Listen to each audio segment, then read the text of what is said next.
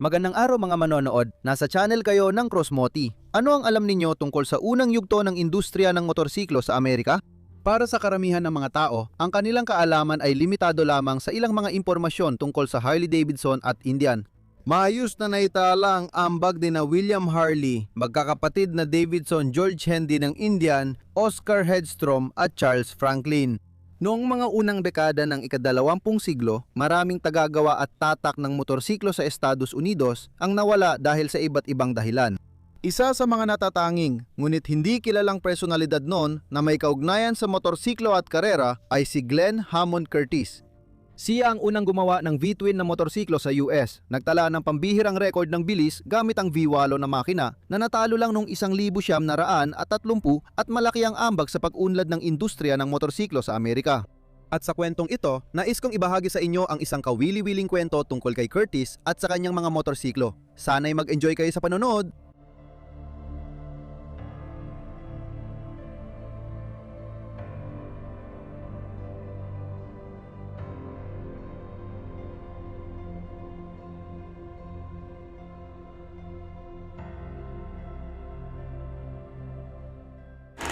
Marahil kilala nyo si Glenn Hammond Curtis sa abyasyon. Pero alam nyo bang isa rin siyang pioneer sa paggawa ng motorsiklo? Ipinanganak si Curtis sa Hammondsport, New York noong ika-21 ng Mayo, 1878 at mula pagkabata ay napapakita na siya ng interes sa agham at iba't ibang mga mekanismo. Totoo, isa siyang tipikal na kabataang Amerikano noon sa panahon ng mabilis na pag-unlad at inobasyon. Sa maikling panahon, lumitaw at kumalat ang maraming technical na bagay na ilang dekada lang ang nakalipas ay di pa maiisip ng mga tao. Noon, ang mga kabataan ay mas interesado sa mga bagong bagay hindi tulad ngayon. Nakakatakot ito, kuryente, bisikleta, makina, fotografiya, telegrapo at iba pa.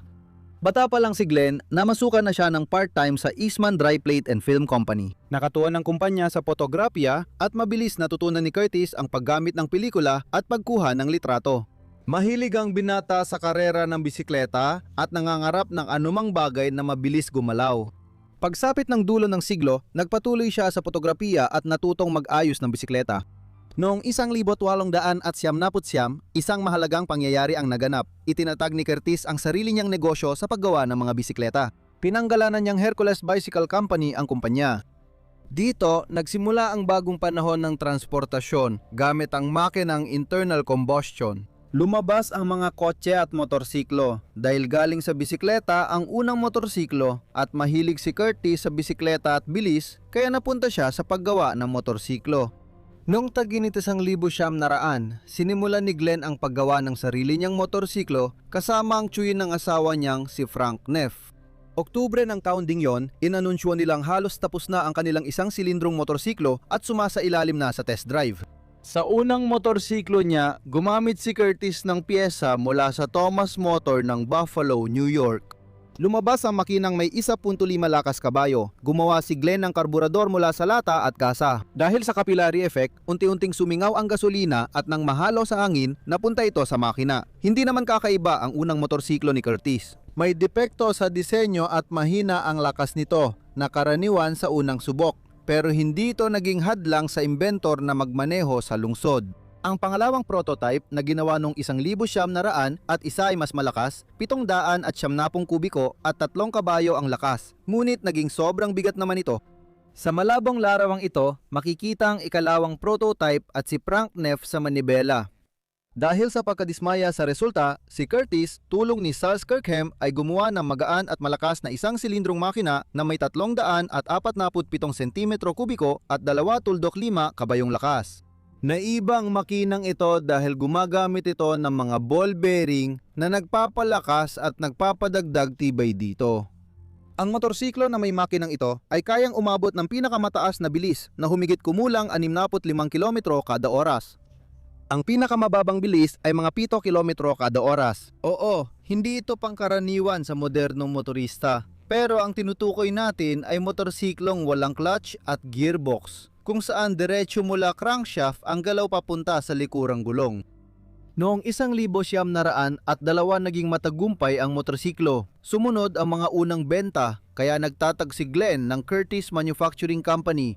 Iniwan niya ang negosyo ng bisikleta at nag-focus sa motorsiklo. Ginamit niya ang karera para ipakilala ang sarili at palakihin ang kasikatan at benta.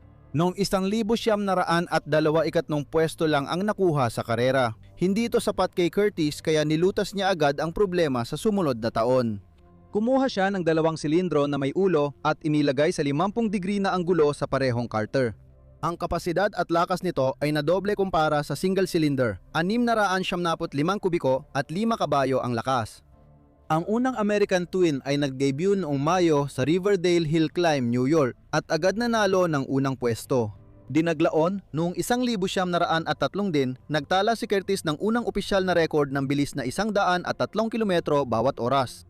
Agad napansin sa industriya ang V-Twin ni Glenn kaya ginaya ito ng ibang kumpanya. Lumabas ang Twin Orient. Pagkalipas ng isang taon, ipinakilala ng Indian founders na sina Hedstrom at Hendy ang Racing V-Twin at noong 1907 gumawa rin ng ganito ang Harley Davidson. Si Curtis noong 1904 hanggang 1905 ay sumali sa lahat ng posibleng paligsahan, nanalo sa karamihan ng mga ito at nagtala ng maraming record. Dahil sa tagumpay at palayaw na impyernong racer, pinalawak niya ang produksyon. Tumaas ang demand sa makina niya at lumaki rin ang interes ni Curtis sa transportasyong panghimpapawid gaya ng eroplano at dirihebleng lobo. Interesado ang mga gumagawa ng diriheble sa magaan at malakas na makina kaya lumapit sila kay Curtis para humingi ng tulong. Sa katapusan ng 1903 na moderniza ni Glenn ang V-Twin, nakagawa ng unang Amerikanong makinang V-Apat para sa sakyang panghimpapawid at gumawa rin ng makinang 4 na magkakasunod na silindro. Noong 1906 ipinakilala ni Curtis sa publiko ang motorsiklo na may V-Apat sa puntong ito, ang kanyang pahinga. Taon-taon, ang mga 2 silindro motorsiklo ay nagkaroon ng iba't ibang pagpapabuti. Bagong sistema ng pag-apoy, bagong mga karburador, at ang displacement ay nadagdagan sa 500 at 1,000 kubiko na sentimetro ayon sa pagkakabanggit. Taon-taon, may 300 makina na ipinapadala sa mga aviator at patuloy na dumarami ang kanilang mga kailangan. Ililipat ni Thomas Scott Baldwin ang kumpanya ng paggawa ng diriheble sa Hammondsport malapit sa mga makina ni Curtis. Si Charles Oliver Jones, isang aviator, ay mag-o-order kay Glenn ng natatanging makina. Kailangan ni Jones ng natatanging lakas, kaya gagawa si Curtis ng unang Amerikanong V8 para sa kanya. Ayos naman lahat, pero minsan naisipan niyang ikabit ang V8 sa motorsiklo at subukang magtala ng record sa bilis. Malaking binago ni Curtis ang sasis ng kanyang motorsiklo para maipasok dito ang napakalaking 70 degree 4 litro na V8. Kinailangan ilagay ang driver ng malayo sa likod ng makina para hindi mapaso ang kanyang mga tuhod sa mga silindro. Ang makina ay may maximum na 40 lakas kabayo sa 1,800 revolusyon kada minuto at ang puwersa sa likurang gulong ay dumadaan sa kardang shaft. Ang halimaw na ito, walang preno, gawa para mag-record ng bilis. Makina lang ang ginagamit sa pagpreno. Si Glenna, di niya masyadong iniintindi yon. Natapos ang motorsiklo noong Enero, 1907. Sa puntong ito, ang huling record ng bilis ng motorsiklo ay hawak ng Twin Peugeot na may 129 tuldok, 55 km/h. Tandaan na nun, sinusukat ang lahat ng record ng bilis gamit ang kontroladong bahagi na 1 milya o kilometro. Pinipiga ng racer ang lahat ng makakaya mula sa makina bago makarating sa bahaging yon, at ang layunin ay dumaan sa kontroladong bahagi habang pinapanatili ang pinakamataas na posibleng bilis. Dahil alam ang distansya at oras, madali nang kalkulahin ang parametro. Noong Enero 24, 1907 sa Warmont Beach, Florida, inilabas nila ang motorsiklo na may 8 silindrong naka-V. Walang kasiguraduhan na makokontrol ng piloto ang lakas at torque ng V8. May pangambaring baka hindi kayanin ng katawan ng tao ang bilis na halos 200 kilometro kada oras. Si Curtis, sakay ng motorsiklo, ay tinulak mula sa likod hanggang umabot sa 60 kilometro bawat oras, pagkatapos ay umingay ang V8 at siya ay sumibat papunta sa kontroladong bahagi ng daan. Hindi opisyal na sinusukat ng mga manonood ang pag-usad niya gamit ang stopwatch. Natapos niya ang kontroladong milya sa loob ng 26.4 na segundo na nangangahulugang umabot siya sa bilis na 200 at 11.45 at 11.44 na kilometro bawat oras. 45 км в час. Nagkaaberya nang bumalik si Curtis para tumakbo. Karaniwan itong ginagawa sa pagtatangkang magtala ng record para malis ang epekto ng hangin sa resulta. Habang tumatakbo sa 100 at 45 kph, nabali ang drive shaft at nabaluktot ang frame. Nakontrol ni Curtis ang motorsiklo at napahinto ito sa kabila ng pagsisikap. Sobrang sira ang motorsiklo kaya hindi na magagawa agad ang panibagong pagtatangka sa record. Ang record na 211.45 km per hour ay itinuturing at patuloy na itinuturing na hindi opisyal, ngunit hindi ito naging hadlang kay Glenn Shortis upang maging pinakamabilis na tao sa planetang daigdig. Noong panahong iyon, wala pang kahit ano maging mga tren o ang mga bagong lumitaw na eroplano ang nakakaabot sa ganong bilis. Naunggusan ng absolutong record ng bilis ni Glenn noong 1,000 siyam, naraan 11, ngunit para sa motorsiklo, nangyari lang ito noong 1,000 siyam, naraan at 30. Ilang sandali matapos iyon, sinabi ni Curtis na hindi gumagana ang kanyang V8 na makina at hindi ito dapat iklasipika bilang motorsiklo dahil sa sobrang laki ng makina nito. Hindi na mahalaga kung anong klase klasipika ang motorsiklong ito, lalo na't wala pang kotse, tren o eroplano na lumapit sa bilis nitong naabot. Wala pang malinaw na regulasyon ang mga ahensya na bibigay autorisasyon sa mga pagtatangkang mag-record. Sa kasaysayan ng motorsiklo ni Curtis, may isa pang kawili-wiling modelo, ang Curtis Triple na may W3 na makina. Pinasikat ng Italianong ininyero na si Alessandro Ambrogio Anzani ang makinang ito nung unang bahagi ng ika-20 siglo. Una niya itong ininstall sa motorsiklo tapos sa eroplano. Dahil lagi sa mga aviator si Curtis, alam niya ang tungkol sa kalahating radian na 3 silindrong makina. Di tulad ng 72 degree na 3 silindrong makina ni Anzani, pinili ni Curtis ang 50 degree na anggulo gaya ng sa kanyang V-twin, kaya naging mas compact ang makina para sa motorsiklo. Ang Curtis Triple ay unang ipinakilala noong 1,000 siyam, naraan at siyam. Alam na ang W3 ay may displacement na 1,300 at 10 cm kubiko at lakas na nasa paligid ng 10 lakas kabayo.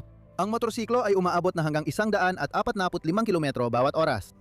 Interesante ang makinang ito pero bahagya lang mas mataas ang performance kaysa Whitvin at ang presyong $350 ay naglimita sa bilang ng mga mamimili. Bukod dito, ang paggamit ng isang karburador para sa dalawang unang silindro at isa para sa likuran ay nagpapahirap sa pag-aayos. Itinigil ang produksyon ng Triple makalipas ang 1 taon at wala pang 10 ang nagawa. Sa pagtatapos ng dekada, nagkaroon ng pagbabago. Mas nagtuon si Curtis sa paggawa ng makina at abyasyon. Noong 1,000 siyam, naraan at 10 muling inayos ang kumpanya sa ilalim ng bagong pangalan na Herring Curtis Company. Sumali si Augustus Herring kay Curtis bilang kasosyong tuto sa pagbuo at paggawa ng mas mataas na pagganap. Nangako sila sa publiko na hindi ito makakaapekto sa paggawa ng mga motorsiklo sa kahit anong paraan. Totoo, naglabas ang bagong kumpanya ng sariling katalogo ng motorsiklong Herring Curtis para sa 1,000 siyam, naraan at 10. Noong taon ding iyon, itinayo ni Glenn ang Marvel Motorcycle Company na pinamunuan ng kababata niyang si Leonard Waters. Noong 1,000 siyam, naraan at 10 bumagsak ang mga motorsiklo ng Curtis. Nasira ang pagsasama ng Curtis Herring at agad silang naghiwalay. Inilipat sa pabrika ng Marvel ang paggawa ng maliliit na motorsiklo at makina para mapanatili ang tatak na Curtis at matupad ang mga order. Noong 1,000 siyam, naraan at 12 pinangunahan ng Indian at Harley Davidson ang merkado ng motorsiklo. Halimbawa, nakagawa ang Indian ng halos 30,000 dalawang gulong sa isang taon. Ang maliit na kumpanyang Curtis ay napagitna sa mga higante. Si Glenn ay nagtuon sa aviation at makina at lahat ng pera niya ay dito inilaan. Noong 1,000 siyam, naraan at 13 nag-anunsyo si Curtis sa Motorcycling Magazine ng pagtigil ng produksyon at ibinenta lahat ng motorsiklo, pyesa at kagamitan. Dito natapos ang kasaysayan ng motorsiklo ni Glenn Hammond Curtis. Ang 12 taon ng paggawa niya ay nag-iwan ng matinding bakas sa industriya. Isa siyang matapang na innovator na nagtakda ng direksyon ng pag-unlad sa ilang industriya sa pamamagitan ng technical niyang solusyon. Ngayon, muling binuhay ang tatak at gumagawa na ng luxury motorsiklo sa pangalang Curtis, pero ibang kwento na ito. Sa puntong ito mga kaibigan, dito na natatapos ang aking kwento. Kung nagustuhan ninyo ang kwentong ito, alam ko namang alam nyo na ang dapat gawin. Mag-iiwan ng komento, i-share sa mabubuting kaibigan at mag-subscribe para hindi ma-miss ang bagong episode. Gusto ko ring pasalamatan ng espesyal ang mga manonood na sumusuporta sa aking trabaho, lalo na ang mga nagbibigay ng pinansyal na tulong gamit ang mga detalye na nasa description. Kasama niyo pa rin ang Crossmoto Channel. Hanggang sa muli. Mga sabay!